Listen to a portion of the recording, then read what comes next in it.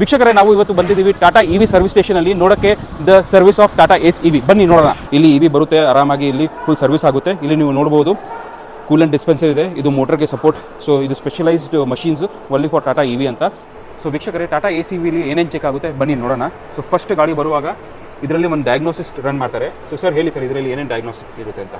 ಇದರಲ್ಲಿ EVCU, MCU, BCS, BMS ಅಂತ ಇರುತ್ತೆ. ಓಕೆ. ಮತ್ತು ಟೋಟಲ್ ಆಗಿ ಎರರ್ ಏನಾಗಿದ್ರೆ ಇದರಲ್ಲಿ ಬರುತ್ತೆ. ಇದರಲ್ಲಿ ಏನು ಎರರ್ ಬರುತ್ತೆ ಅದರ ಪ್ರಕಾರ ನಾವು ಕೆಲಸ ಮಾಡಬೇಕಾಗುತ್ತೆ. ಸರ್ವಿಸ್ ಅಂತ ಬಂದಮೇಲೆ ಗಾಡಿ ಹೈಟ್ ಮಾಡಿಬಿಟ್ಟು ಬ್ರೇಕ್ ಪ್ಯಾಡಲ್ಲಿ ಚೆಕ್ ಮಾಡ್ತೇವೆ. ಬ್ರೇಕ್ ಪ್ಯಾಡ್ ಇಲ್ಲಿ ಕೂಲೆಂಟ್ ಲೈನ್ ಇದೆ, ಕೂಲೆಂಟ್ ಲೈನ್ ಫುಲ್ ಚೆಕ್ ಮಾಡ್ತೇವೆ, ಎಲ್ಲಿಯಾದರೂ ಲೀಕೇಜ್ ಇದೆಯಾ ಅಂತ. ಮತ್ತು ಅರ್ಥಿಂಗ್ ಚೆಕ್ ಮಾಡ್ತೇವೆ, ಮತ್ತು ವೈರಿಂಗ್ ಎಲ್ಲಾದರೂ ಸ್ಕಿನ್ ಆಗಿದೆ ಅಂತ ಚೆಕ್ ಮಾಡ್ತೇವೆ.